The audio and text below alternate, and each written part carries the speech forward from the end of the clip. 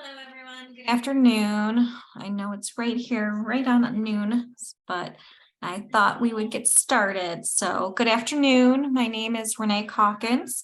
I'm the education manager with the Michigan Center for Rural Health. The Michigan Center for Rural Health is a nonprofit state office for rural health. A cornerstone of our office is providing free education for rural healthcare providers. I'll be the facilitator for this program. I would like to welcome everyone to today's Psychiatry Grand Round. This program is jointly provided by the Michigan Center for Rural Health and the Michigan State University College of Nursing. Before we begin, just a couple of reminders.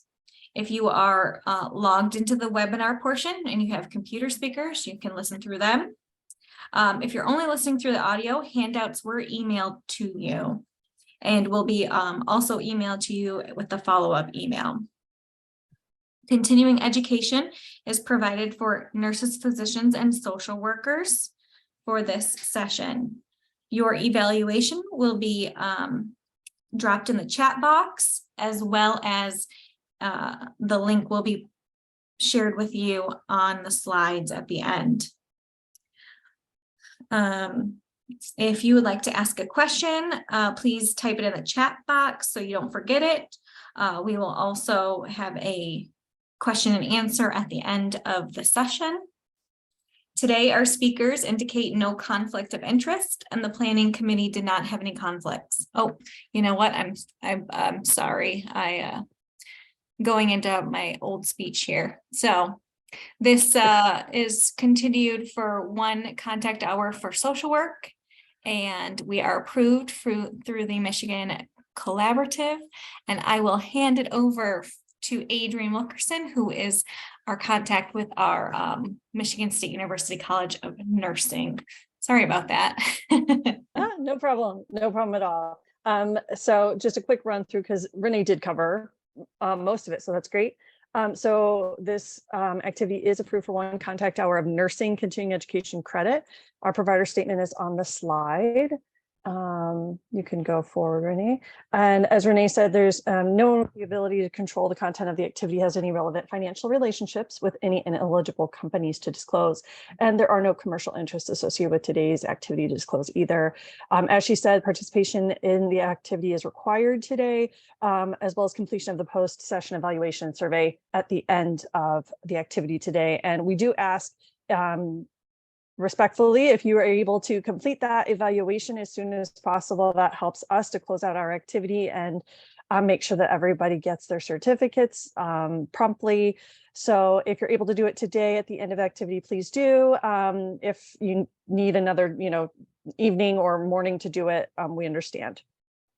And then the outcome is on the next slide. So we want to make sure that you're aware of the learning outcome today that you'll be learning about. So we hope that you will have increased knowledge of the demographics of the 55+ adult population living with HIV, the cognitive challenges with HIV, and understanding that HIV can be a contributor in cognitive problems. And then the final slide will show at the end, as Renee said, which will give you the evaluation information. Thank you, Adrienne. And I'm going to let our speakers introduce themselves today, since there's two. I don't know if you want to do it now, both now or as you guys begin to speak. So whichever way you guys want to. So again, thank you so much for being here today. We truly appreciate it, as do our rural healthcare providers. So with that, I will let you go ahead and share your screen, Bruno. Thank you. Let's see how I do with that. And there we go. How does that look? Is that okay? Fantastic. Okay. So Amar and I, we have a long history of working together on this area, and I've done a lot of work with many colleagues at MSU, and my wife did her postdoc at MSU and other work. So I know this campus well, and I know the football stadium and all the other pieces very well. So Amar and I thought we would just take a moment before we begin, just a moment to remember those we've lost and individuals in the hospital, and praying for their safe progression and return. We just want to take just a moment before we start a moment of peace, just beginning now, just briefly.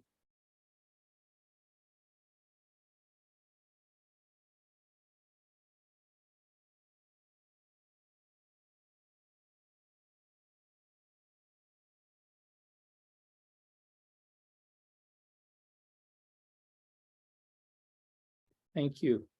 I will introduce myself first and then give everything over to Amara, who really is the kind of mastermind of this talk and this work right now that is ongoing. But I'm Bruno Giordani. I'm at University of Michigan, but I mentioned I spent a lot of time at MSU as well, or at least on Zoom there. I'm the chief psychologist in the Department of Psychiatry for the medical school, and I also direct an institute there called Mary A. Rackham Institute on campus that is a training institute for social workers, nurses, psychologists, and psychiatrists. So we're a postgraduate and pre-graduate training institute. So let me turn things over to Amara. Yes, thank you, Bruno. And I will do my best to advance the slides, right? Fantastic, yes. That's my best. So thank you so much for being here today. My name is Amara Iziamama. I'm an associate professor in the Department of Psychiatry. And as we thought, I just thought Bruno, being a neuropsychologist and my own personal shrink and collaborator, was a great way to start to basically acknowledge where we've been. I felt conflicted about assuming that the most important thing on your mind right now is to listen to a talk on the interplay of vascular and metabolic risk for cognitive decline in adult persons living with HIV. But we are Spartans. We will move forward while not denying where we've been. So thank you. And our goal today is to have what I hope would be a relaxed conversation about issues that are emerging as people live longer with HIV, and just to raise awareness and just feel free to just ask questions and just indulge in that as you're able. So next slide, please, Bruno.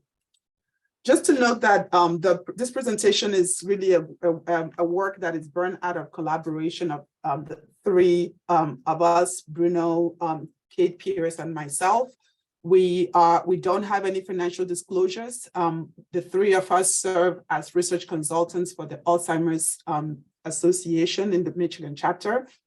And Bruno and I have our research programs that are funded through a combination of federal grants, the National Institute of Health primarily, as well as foundation grants. And I have the pleasure of having been supported as a research education fellow by the Michigan Alzheimer's Disease Research Center here in Michigan. It's a collaboration between the three universities, University of Michigan, MSU, and Wayne State. Next slide, please. So our objective is just to have a conversation about who are the population of people living with HIV that are 50 years and above. This demographic is growing, and it's one that we just wanted to make explicit. Who are they? Just so that you can, as providers, you can see how that resonates with what you're seeing in the clinic or be aware of them. We want to appreciate the persistence of cognitive challenges across the HIV treatment eras that has been transformed by effective and suppressive combination antiretroviral therapy, and specifically focus on the persistence of cognitive challenges, but with a view to basically appreciating how vascular risk factors are contributing to this dynamic of cognitive problems that persist. And then I'd change gears a little bit to talk about things that enhance just a little bit of cognitive risk in HIV, just so that you can, because I'm sure you're providers and you're probably aware of that. But while CVD increases cognitive risk, some factors may augment CVD risk in HIV. Just a combination, a brief discussion of that. And then Bruno is going to take us through a discussion that to highlight a key point that cognitive problems have persisted across eras, but HIV is but one contributor to that. And sometimes in older people with HIV, it may not be very clear what is driving what, or at least we should begin to think that it could be HIV, it might not be, but Bruno would lead that talk when we get there. And then we'll both have discussions to highlight the opportunities for and implications for clinical practice and provider-led advocacy. Next slide, please. Okay, so with respect to HIV, it's one of the areas where you really feel the sense that something, with all the challenges of living with HIV, as we've dealt with this epidemic over the past 40 plus years, some things have actually got, improved in reality, and that is that it is good news that people living with HIV are truly aging. And so some people that acquired it in their youth, early in the epidemic, did not survive, but increasingly, people who acquire HIV are surviving into middle age and beyond. And so it's given rise, so in the United States, we basically have a population of people that are predominantly now over 50 years and above, as far back as 2018 or maybe even before, but you basically see that, that over time, by 2020, 60% of persons living with HIV in the United States are above 50, and by 2030, 73%, oh, Bruno, sorry, go back. Sorry. By 2030, you see that 3 out of 4 persons living with HIV are over 50. And I just wanted to state that the data for this, which provides a really nice way of understanding this demographic, comes from annual survey of persons of the state of aging with HIV, and it includes 2 demographics that these are people who are 50 years and above, regardless of how long they've lived with HIV. And then the second demographic are people who are less than 24 to 50 years, to less than 50, but in reality, only 24 years and above, that have lived with HIV for at least 50 years, for at least 15 years. So you have people who are aging with HIV or have lived with it for at least 15 years. Next slide, please. Okay, so when you see that the percentage of persons 50 years and above is now the dominant demographic among those living with HIV in the United States, it basically says that that prevalence, rising prevalence, is a function of a good problem of having effective therapy. And it can sometimes be the, as providers, you might be going like, okay, they're living longer, it's all because of aging. But there's also another important dynamic that we want to make sure is visible to us, because sometimes it affects the kind of advice you give someone in front of you who's over 50 years old. So yes, it is true that people living with HIV acquired in their youth are aging, but it is also the case that HIV infection risk continues to be a challenge across the life course. When you look at this graph, you see 2 things are true at once.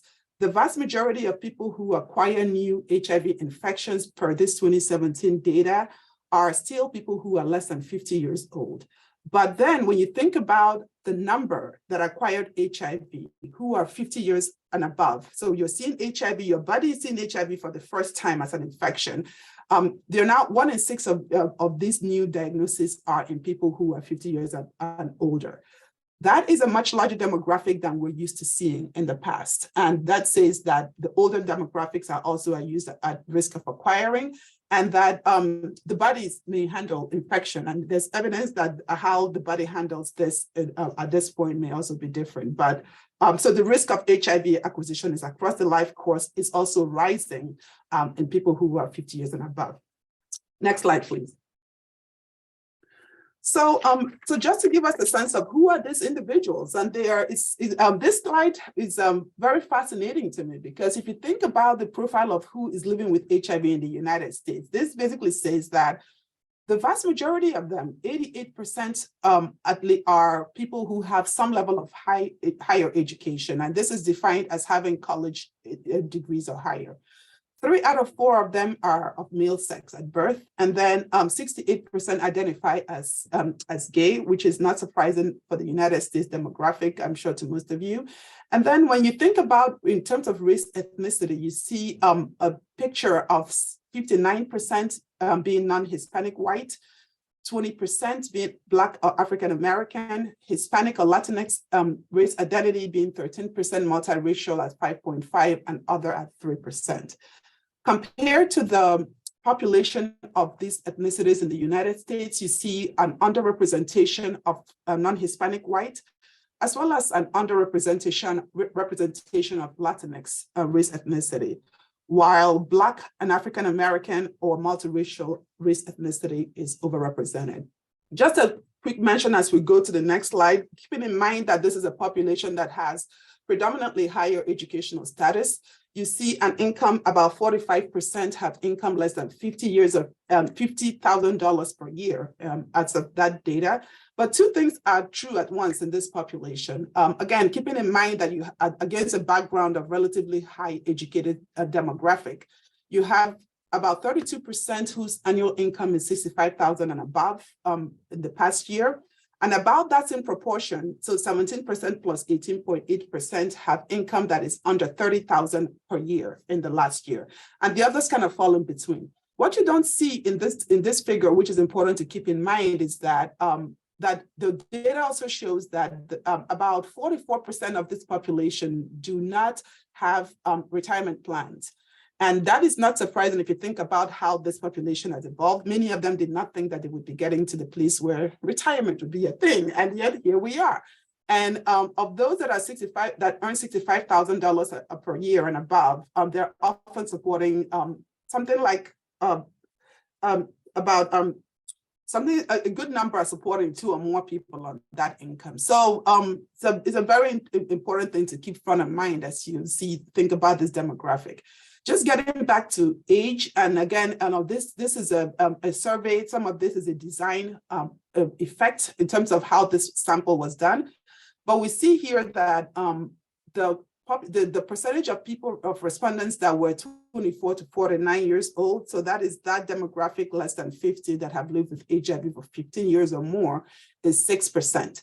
And then the vast majority of those who are giving us data are about 69% of them are between 50 and 64 years old, and a quarter of the sample is over 65 years old.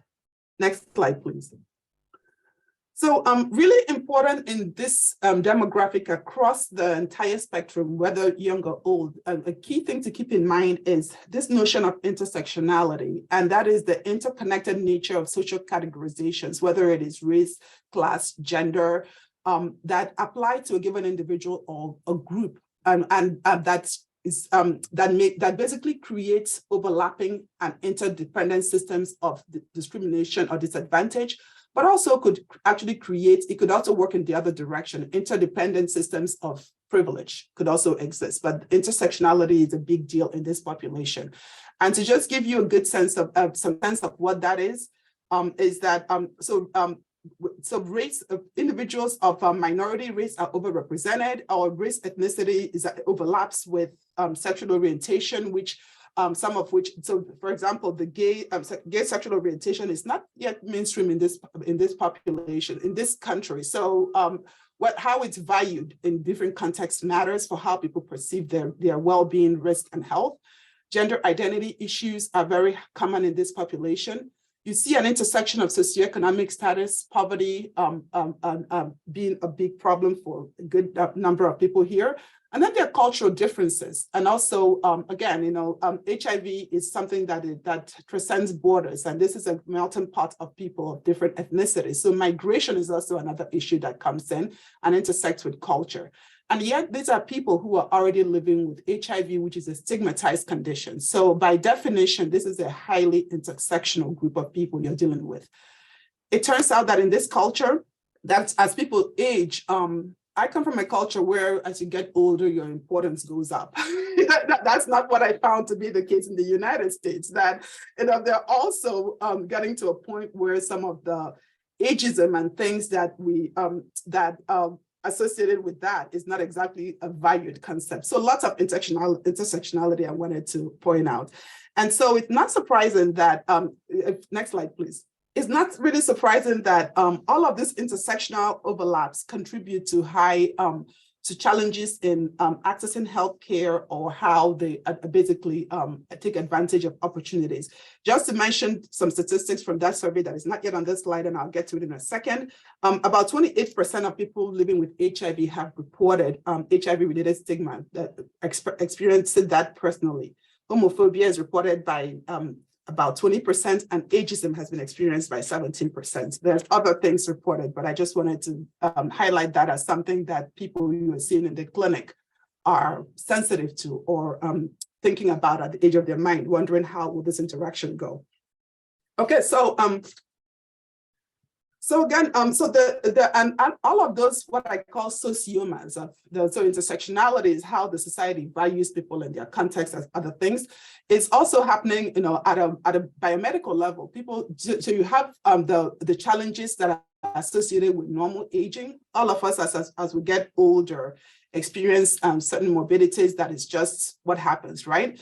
And then, so some of that is, you know, so that normal aging or aging challenges that are often can be unique in the context of HIV, and those unique dimensions may not be exactly met, and in fact, I would actually say are not well understood. We'll try to basically get at some of them, but again, you'll notice when we talk about the challenges and opportunities is that understanding aging with HIV and how that's different from aging without HIV is not something that we really have a firm grasp yet, and how that impacts health delivery. But then again, you have that in the context of psychosocial needs that are due to HIV itself. And then all of that, what we do know from data is that comorbidities are very high in this population. When you compare to HIV-negative individuals, you also have high prevalence of mental health issues and psychosocial adversity due to some of those the factors we talked about earlier. So in the United States, we're at least at this point, 6 in 10 people living with HIV are above 50. And very shortly, we would have 75% of them, 3 in 4 above 50 years old. It's really something that is increasingly appreciated, that understanding the state of successful aging in people living with HIV is something that is really important. As an investigator, I find it really the wonderful problem to approach, to think about what will successful aging look like, as opposed to studying, trying to avoid mortality, and which all of us eventually get there. So it's a really important problem that we just wanted to think about together. Next slide, please. So this would repeat some of the things that I said earlier, and I'll go over it quickly, but just to give you some data that 60% of this population in this survey report at least one comorbidity. That when you think about, compare that to HIV-negative individuals, you see that the prevalent comorbid disease is 3 times higher in HIV-positive compared to HIV-negative individuals. Psychological difficulties are also very common, and they include depression, loss of agency, low social positioning, poorer qualities of life compared to HIV-free individuals. This scale here, you see the scale of overall mental health, mental well-being. When I moved to the US, one thing struck me immediately, that Americans are really interesting to me, that they describe one another, they describe themselves in the superlative. They're like, how are you doing? Excellent, couldn't be better. And I'm like, gee, people are, but so there's a cultural element to reporting self-rated health that I noticed very quickly about how Americans report themselves. I work in Uganda, and it's hard to get Ugandans to tell you, to go like, how are you doing? And they go like, fair. And you're like, oh my God, like fair is next to poor on the self-rated health. So in the US, when you look at, and when American tells you that their overall mental health well-being is 3.2, which is average, that is a poor score relative to the way Americans normally describe themselves. And if you think about this in a different context, you might go like, this is a good score, but we know that this is not a good score for this setting. And so 39% of people living with HIV over 50, at least in this survey, have been diagnosed with a mental health condition. 27% of them are currently in substance abuse recovery, and PTSD is very common at 1 in 4. Next slide, please.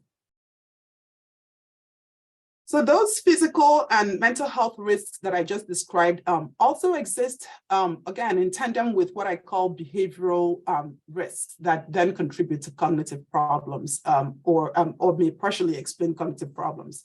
Specifically, substance use is common. And so 10% of the people in the survey reported using alcohol daily, 17% use tobacco daily, 15% marijuana daily, and 3% report daily opioid use. So higher than in general population for sure. At the same time, people are aware that there are memory issues or thinking problems that emerge. And so 6 out of 10 respondents self-reported memory loss issues. But it was actually encouraging to notice that among those that expressed this concern, 64%, the majority have discussed this issue with their medical provider. It's a different issue whether the medical provider now knows what to do with that information. But the point is that people are self-aware of this, they are reporting it, and it basically begs us to go like, okay, what would an intervention look like? Next slide, please. Okay, so with that introduction, hopefully, of some way of getting you to think about who the population aging with HIV, we're going to switch slide. I'm going to switch focus a little bit and give a summary based on what we currently know in terms of meta-analysis. And some of it is just to basically give you a sense of what we know and some of the gaps of how vascular risk factors contribute to cognition and cognitive problems, particularly in the era of multi-decade survival with an effective combination antiretroviral therapy. I'm going to be emphasizing vascular risk factors as one of the key contributors to that. Next slide, please. What we found, and Bruno is going to go into this in more detail, is that with all the improvements we've seen across HIV treatment eras, the one problem that has not improved as much, and in fact, in some ways have remained the same, is the problem of cognitive dysfunction in HIV. And so what I wanted to just put up front is that, and hopefully it's motivated naturally, or you can appreciate that from what I've shown prior, is that people living with HIV bear a burden of or risk factor burden that is sometimes related to their HIV positive status, chronic infection. There's also the burden of potential cognitive problems that come from health and risk behaviors that are comorbid health and risk behaviors. And then you have the things that are basically normal aging processes that come together. And it is the overlap of these multiple straws that ultimately breaks the camel's back, or in this case, as we're focusing on the brain, that break the brain. So next slide, please, Bruno. Thank you. So what I'm going to try to do, and I'm going is to discuss this meta-analysis that has been done. It was a relatively recent paper. I think that's the one I had shared if you wanted to take to read this more closely. It's published in 2021. And it's a synthesis of information across 44 studies. And they basically are looking at risk factors of cognitive dysfunction in HIV. And I've pulled from this some of the vascular risk factor related information that they shared.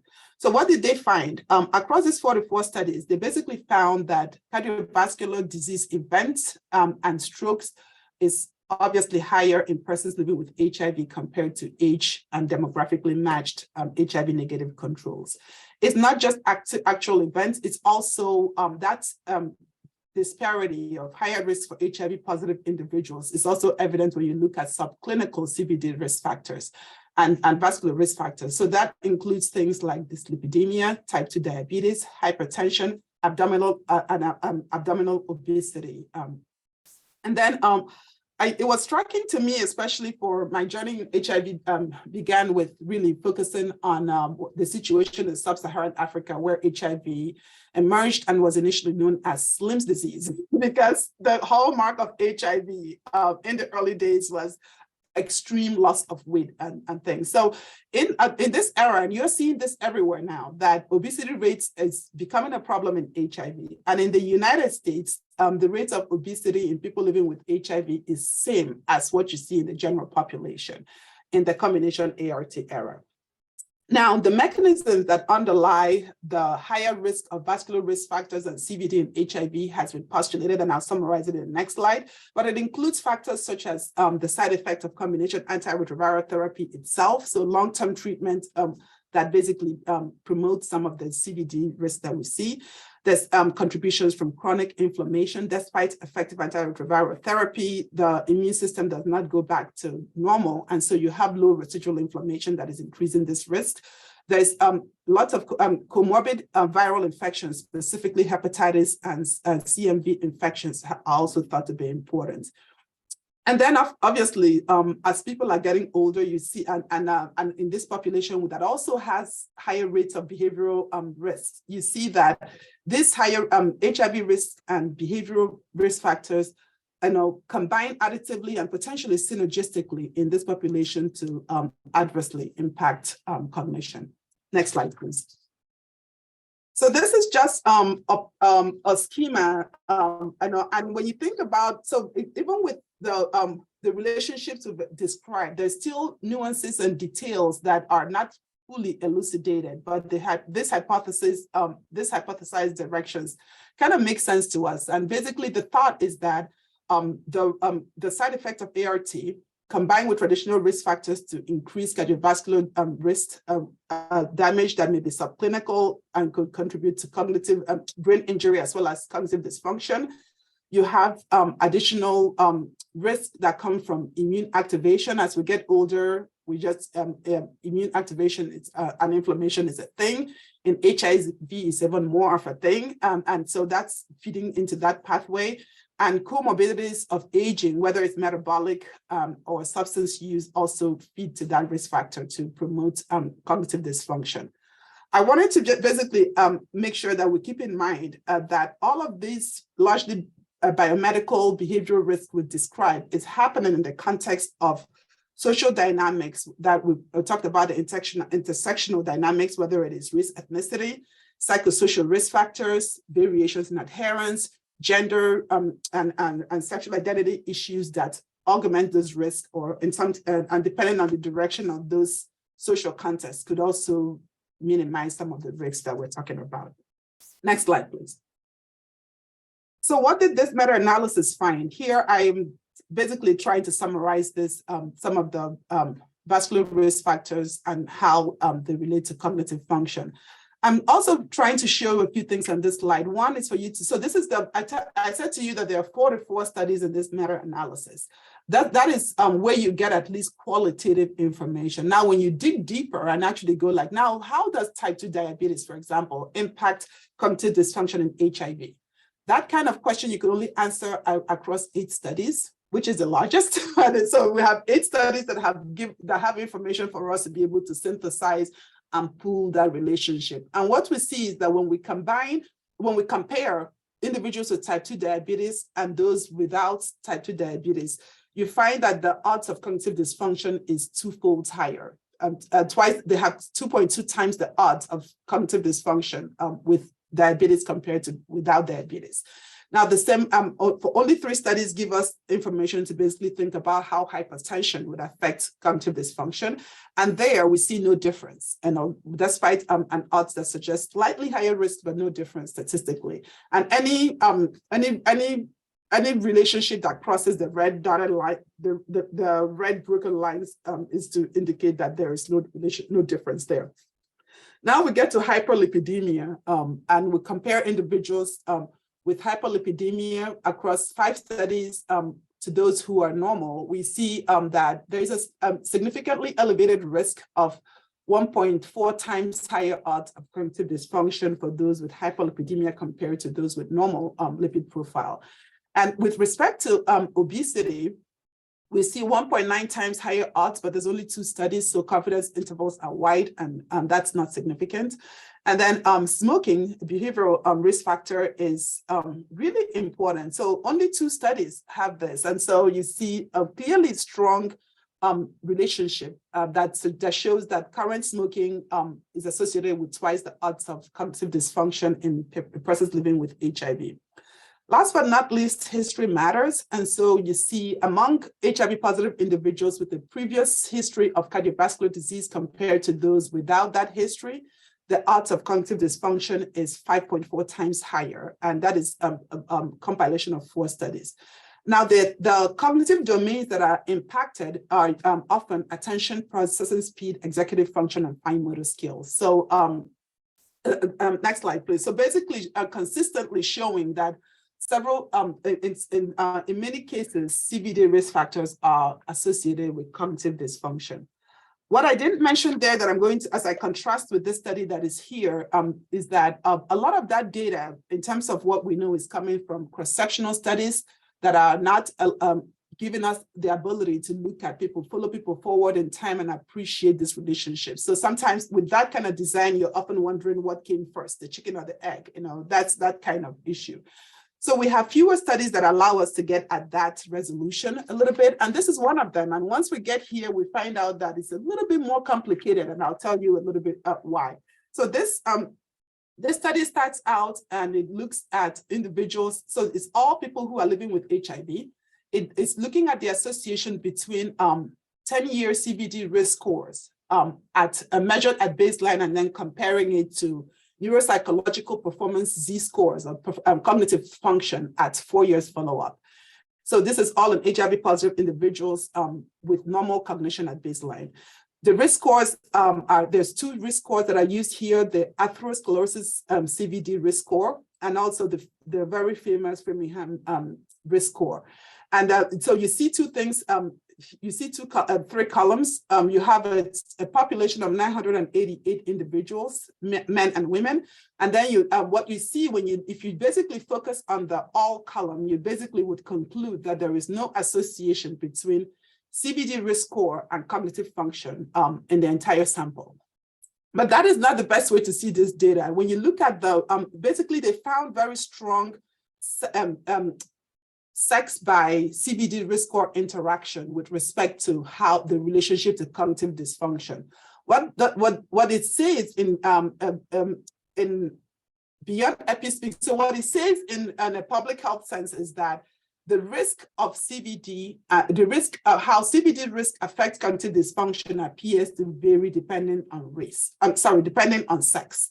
And so it's different for men and women. And when you look at this data, the vast majority are men. And you see among the 798 men, which is where you have the most information, you basically see no association between CVD risk factors, risk score, and cognition, whether you look at the ASCVD risk score or the Framingham risk score.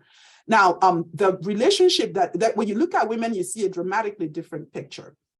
And this is saying, regardless of the risk score you use, that for each unit increase, for each % increase in risk score, the cognitive performance score at 4 years follow-up goes down substantially. And so it goes down by 2.2 units or 1.45 units that is statistically significant, suggesting that with respect to women, at least, in this sample with respect to women, you're basically seeing that CVD risk factors predict worse cognition 4 years later.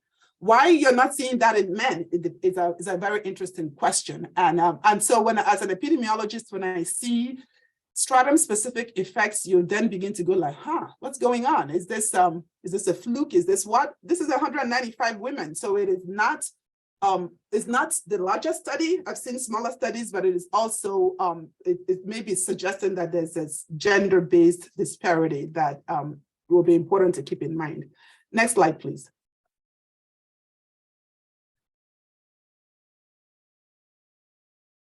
So going forward, I'm going to just switch gears a little bit and to basically give some lip service to the some of the drivers. So basically, some of the things that contribute to CVD risk in persons living with HIV. So a range of information suggests that CVD is an important driver of well-being, morbidity, and mortality in persons living with HIV. In fact, the American College of Cardiology and the American Heart Association recognizes HIV as a risk enhancer in cardiovascular disease clinical management.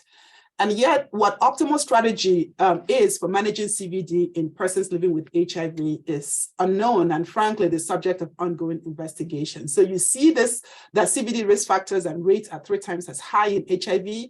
Does it require you to manage CVD differently when you see person living with HIV? That information we don't know at this point. But next slide, please.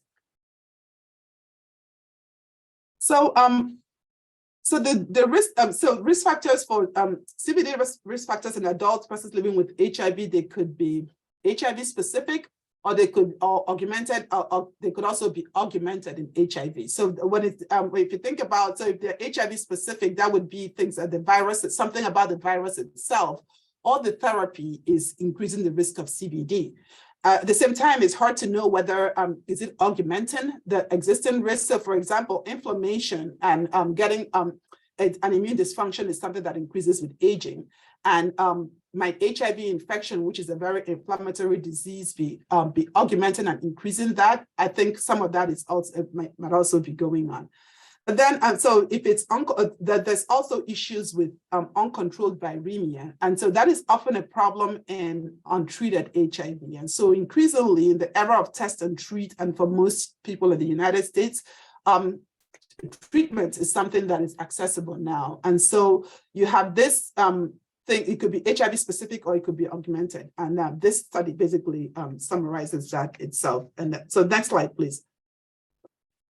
So the end of that slide, I'm going to pick up some of that here as well. So, so the cardiovascular disease, the treatment in HIV itself may adversely affect HIV CVD risk factors, and that is, and some of that could be by increasing, as a side effect of therapy, increasing some of the metabolic conditions that then lead to cardiovascular disease, and then cardiovascular disease ultimately contributing to the cognitive problems that we described. And so the kinds of regimen that contribute to this are different, and sometimes you also have variations within the same drug class. But you've seen complications related to lactic acidemia, lipodystrophy, dyslipidemia, insulin resistance, cardiovascular disease itself, bone mineralization disorders, and in association with different ART regimens. So again, the severity and these associations vary across classes, but also within classes, which is makes it a relatively vexing issue. Next slide, please. So here I wanted to basically make a connection for us to think about. So usually we would say that lipid profile is known to be important in its relationship to cardiovascular and coronary artery disease. And so we're going to be advising individuals to basically have low triglyceride levels, and you want HDL to be high. And I'm not going to go into A-lipoprotein B, but just for you to basically see that some of the advice we give. So what this slide is complicated, and let me slow down a little bit. I'm showing you basically the relationship. Ultimately there's some synergy between metabolic risk in HIV and in CV metabolic. So there's some synergy between metabolic risk and how they relate to CVD risk in people living with HIV. So for example, among people who are so regardless, so if you're looking at triglycerides, so high triglycerides is associated with so you have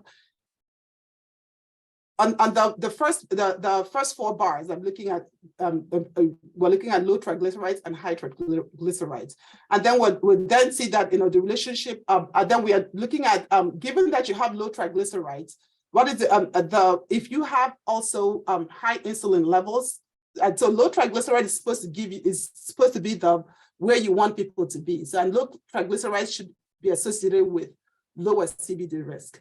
So among people who have low triglycerides and for whom insulin levels are high, you basically see that the odds of coronary artery disease goes up substantially. So these are low triglyceride individuals with high insulin levels having higher odds of coronary heart disease. So the benefit of low triglycerides is lost if those individuals also have high insulin levels, is in that slide. And then if you now look at individuals who have high triglycerides, so this is the high risk group with respect to triglycerides, and who also have high insulin levels, you see, again, high risk of coronary artery disease, higher than what you would see in the other group, but both groups basically in the presence of high insulin levels, low triglyceride does not protect you from coronary artery disease, which is, so that's what I refer to adverse synergy. The same thing is happening in HDL. And in the case of HDL, you want the low risk profile would be individuals with high HDL.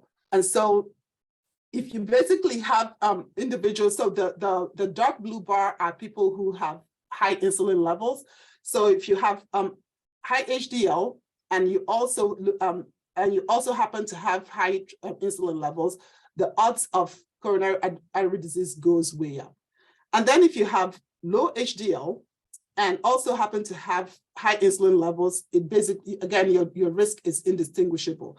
And so, again, the lower, the good metabolic risk profiles that we would normally expect is lost when you basically have, higher insulin resistance and dyslipidemia at the same time in persons living with HIV. Next slide, please. And so then, so here we're going to look again to just think about a risk that is behavioral and something, again, that is modifiable in theory. But my point here is to basically emphasize how smoking appears to is bad for everybody, but it seems especially bad for people who are living with HIV. So, the first, starting with the good news, if you look at the light.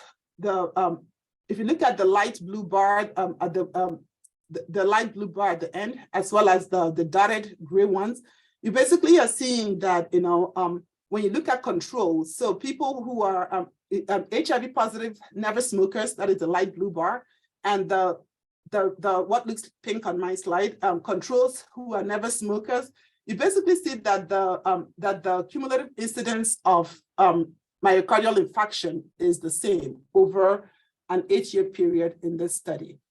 So you have similar risk of new onset myocardial infarction for people who are not smokers, whether they are HIV positive or HIV negative.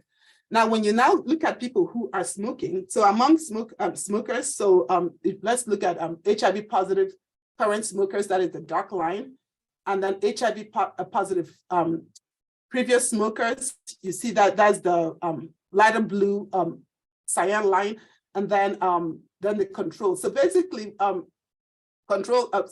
control smokers, so these are HIV negative current smokers. So smoking increases the risk, but if you compare current smokers to that are HIV positive to current smokers that are HIV negative, the incidence rate of myocardial infarction is 2.8 times higher for people living with HIV.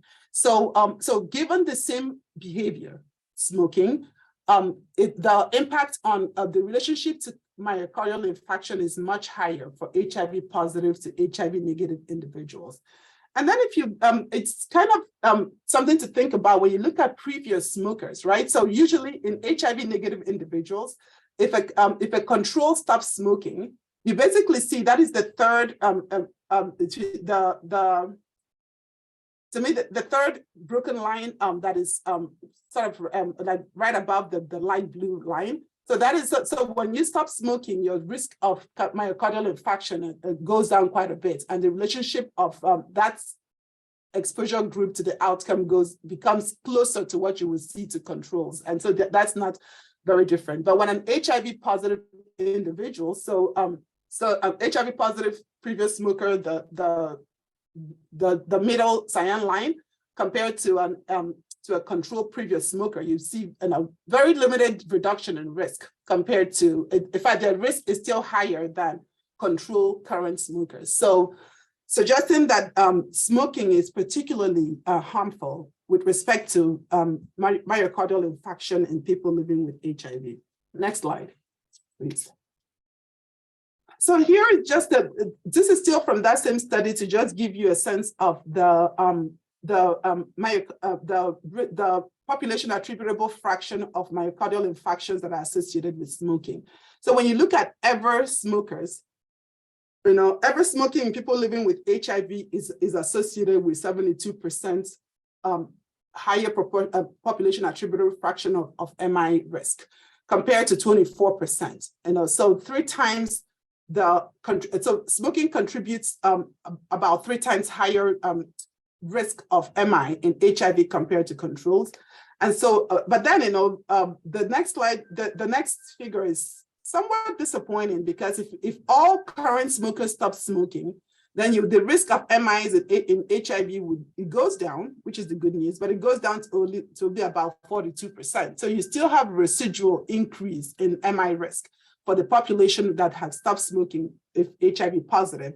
And when you look at controls, the population attributable fraction of in controls goes down to 21%. So basically goes down closer to background if people stop smoking. So nevertheless, smoking cessation programs, is really important in HIV positive and negative. And perhaps the advice in HIV positive individuals would be to encourage them to basically don't start.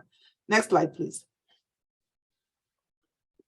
So what I wanted to just, I'm talking to people who probably can motivate why we should care about HIV and combination ART associated metabolic risk and brain health in older people with HIV.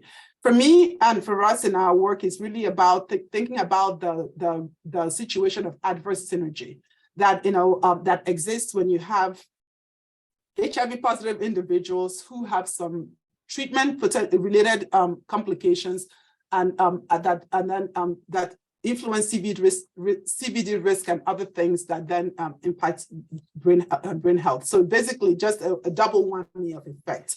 And advanced age in terms of cognitive impairment remains the dominant risk factor for this. So as we all get older, most people would experience some cognitive symptoms just due to aging. Infections tend to increase the risk of brain disorders, particularly viral infections, of which HIV is one. And then, in people living with HIV, treatment with combination ART is necessary, but sometimes it comes with metabolic dysregulation risks that then further increase CVD risk and contribute to cognitive dysfunction. The impact of this confluence of risk factors on dementia risk. So the dementia is basically aging-related cognitive dysfunction in HIV negative individuals primarily.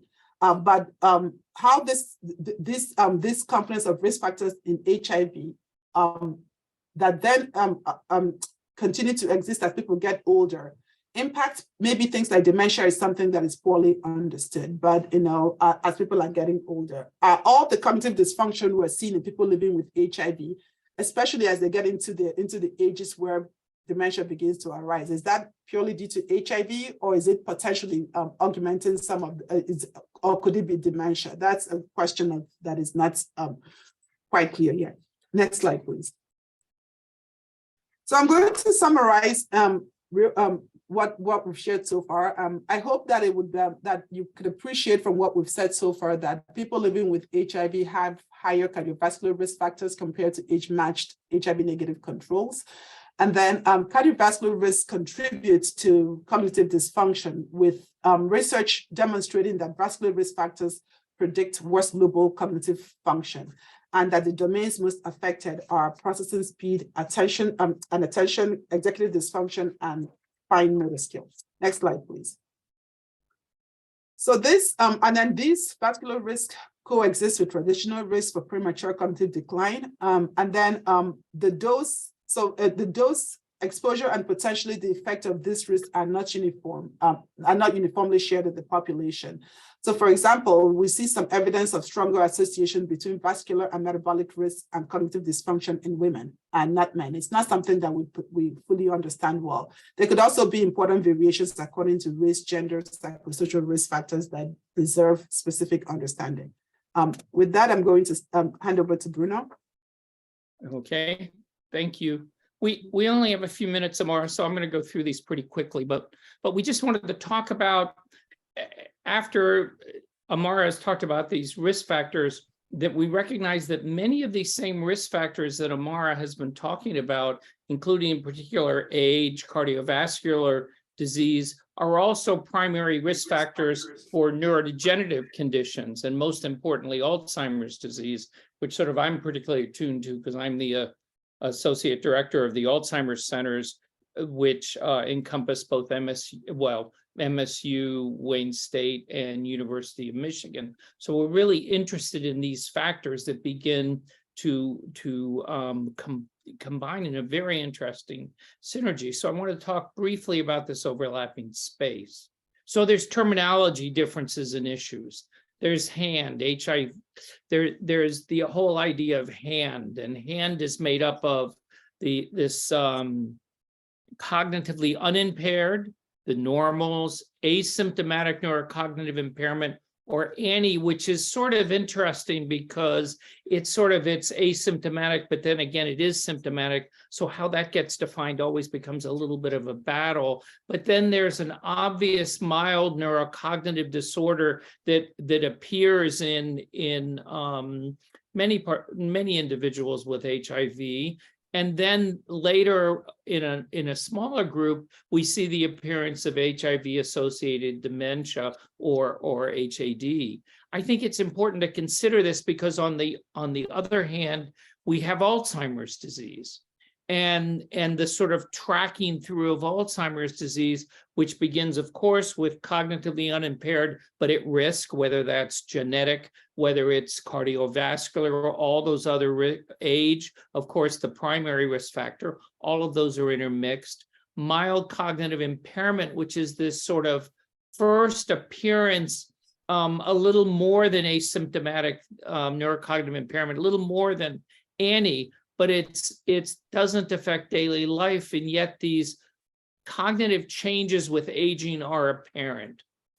And a percentage of these individuals, about 50% over 5 years, may move into a mild dementia, where activities of daily living and now are at least mildly affected, and then into moderate and eventually severe dementia. So there's different terminology, but it all reflects a pattern of change. And the difficulty is sometimes these patterns really intermix, and it's a little hard to tell one from another.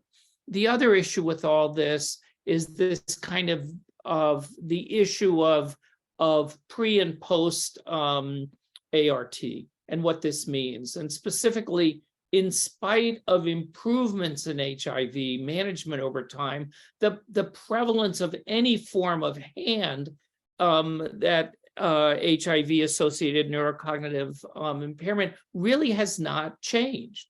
When you compare pre to post combined antiretroviral therapy ages, it's really the same. However, the severity is what's changed. So now hand has really shifted into more of we see more ANI and more mild neurocognitive impairment, and a much lower incidence of HAD or dementia, which has even declined even more since this paper was written. However, even with this shift, the remaining individuals, it remains as there's a pretty significant group of individuals who do have some evidence of cognitive impairment.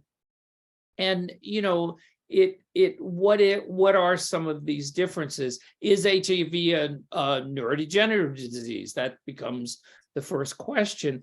I mean, AD and HIV, the clinical course and pathology, there are distinct differences. Some people would like to see them being very similar, but there are distinct differences. HIV is viral.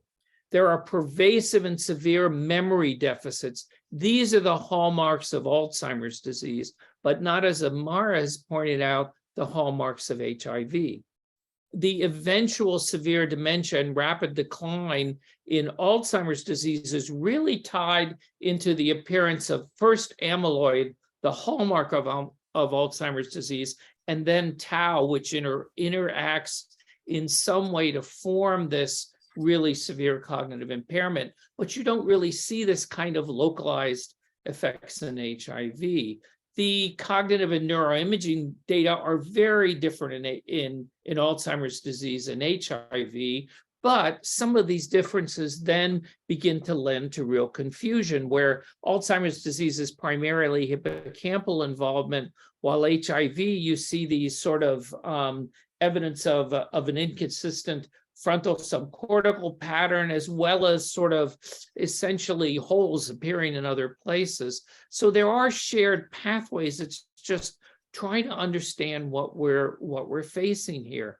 So this whole idea of understanding sort of what's going on with HIV-associated neurocognitive impairment, sort of what goes on here. There are some commonalities, but there are some real differences. But we know, for example, that HIV plaque, you do see accumulations of amyloid plaques in the brain, although these are more spread out versus the fairly reasonably centered issues that you see in Alzheimer's disease. But again, there's some diffuse coverage of both. HIV duration and ART impairment, especially for some of the ARTs, are correlated with amyloid accumulation. So again, there is an accumulation of amyloid to some degree in both disorders. HIV-related chronic neuroinflammation, even despite ART effects, you see this neuroinflammation, and neuroinflammation is also a key finding in Alzheimer's disease. There is some mixture of genetic risks in terms of ApoE and ApoE4 amplifying the risk for both HIV as well as AD for severe cognitive impairment. So why do we sort of worry about this? MCI has an established history and an associated behavioral clinical management algorithms. We know what it looks like in people without HIV. And we now even have approved medication approaches for this. They're just beginning to appear. But the clinical relevance of ANI among people living with HIV, and sometimes that unclear overlap with mild cognitive impairment, which is along the Alzheimer's continuum, make us need to think. MCI is also linked with a high risk of progression in AD, as I mentioned, in people without HIV, but ANI seems to not really have that association with a progressive decline, unlike mild cognitive impairment along the AD realm. But about 25% of people living with HIV with ANI have also met criteria of MCI and continued cognitive change. So what we like to talk about is the fact that what are the strongest risk factors for decline in HIV? They're often age, they're often cardiovascular disease, metabolic syndrome. These are the same things that portend the highest risk of Alzheimer's disease. So we don't want to miss this opportunity of distinguishing the two. So we can distinguish them from each other, but we still need to remember that there are some possibilities. It's possible that, there may be earlier overlaps between these diseases that we miss on a clinical population. And what happens when somebody begins to have increased memory impairment, which is one of the primary representations in Alzheimer's disease, which is the sort of key there, as compared to what happens in HIV when you get what are called subcortical features, more attention. You see learning problems, but you don't see the massive impairment of retention you do in mild cognitive impairment in Alzheimer's. But what happens if an HIV patient begins to experience these issues? That's what we're not paying quite enough attention to overall. Okay, so given the time, I'm going to skip. Bruno, can you skip? We're just going to get to the conclusions, and I'm sorry we're over. Right there. So just what we try to communicate today, and obviously run out of time, is that by the population that are 50 years and above living with HIV is increasing massively. And older persons with HIV above 50 are clearly more complex patients than age-matched HIV-negative peers without infection. The vascular and metabolic risks we discussed are often superimposed on other risks of aging, and all of which drive cognitive decline. And then more research is needed to determine whether the metabolic diseases such as CVD and diabetes in people living with HIV should be managed in the same way, regardless of HIV status, or the same way you do in HIV negative. And there's also issues that Bruno just alluded about, areas of limited understanding about distinguishing premature cognitive decline due to chronic HIV from age-associated cognitive decline or dysfunction in ADRD, particularly for that 25% of people living with HIV that also meet criteria for MCI. And then secondly, just on a more hopeful note, people living with HIV, at least in the United States, are well connected to care. And it remains important to optimize differentiated care in this population, which begins with first understanding their who they are and their socio-medical risks. And patient-centered medical homes that provide the interdisciplinary comprehensive care in one setting, as in the Ryan White, is obviously very important in this dynamic, and doing a lot of great things.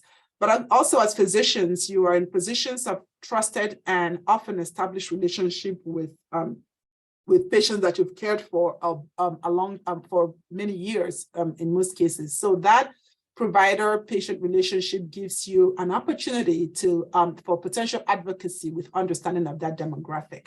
And it can be leveraged to implement that relationship can also allow you to screen for comorbid metabolic conditions that directly optimize cognitive health and also mental well-being. Next slide, please. So I just want to mention very quickly some of the resources that we all need to think about. And what this really means, what we tried to convince, and I'm sorry, again, we always tend to run late because Amar and I get kind of excited about this topic and talk too much, but it's optimizing the issue of person-centered care by providers, being aware of what doesn't look the same and what does. How can we best advocate for breaking some of those psychological barriers? And one of the groups of support in this really is the Alzheimer's Association. Even if someone doesn't have designated Alzheimer's disease, but needs clearly care and support due to cognitive issues going on, they can find help about cognitive decline with the support groups, the respite care, and other things that the Alzheimer's Disease Association helps to facilitate. I want to acknowledge and give a special thanks to the Department of Health, Human Services, Division of HIV, all the other aspects of the state STD programs, and others who have been so helpful for us in all of these talks and this work we've been doing. And we also want to acknowledge that we have an advisory board we meet with regularly, sort of talking about what are some of the cares. And thank you for attending. And sorry, I messed up twice on my slides, but not too bad for Bruno when he was advancing slides. And we went a little bit over, but the topic is really one that needs discussion. Thank you. Thank you. Thank you guys so much for being here. It was a great presentation. I so appreciate your time. With that, I'm just going to share my screen for your evaluation here. If you could fill that out, like Adrian had said, there's the QR code, or I dropped the link in the chat as well. And if you guys have any questions, please feel free, in the next couple minutes, if you have a quick question you want answered. Also, if you are, because we are a little running behind, if you have any questions, please feel free to email me. My email's on the slide, and I will forward them on to Amaro and Bruno, and I'm sure they could answer some questions for you guys. And there are websites, I just briefly showed, but there are websites at the Alzheimer's Association and as well as the Alzheimer's Disease Research Center that's centered at University of Michigan. But at the ADRC, we have a website also that in which we can get questions asked. And this is a unique center that really involves all three big research campuses in Michigan. Thank you. I'm sorry we went late, but we were glad to be here. We should be sorry, but we kind of do that, Amara. So every time we cut out slides, we can't resist with the talking. So. No, it's Okay. perfectly all right. So we appreciate your time. So thank you very much again. Any questions, please feel free to go ahead and unmute yourselves. And we can hang out if you guys are good for maybe a minute or two, and then we'll sign off.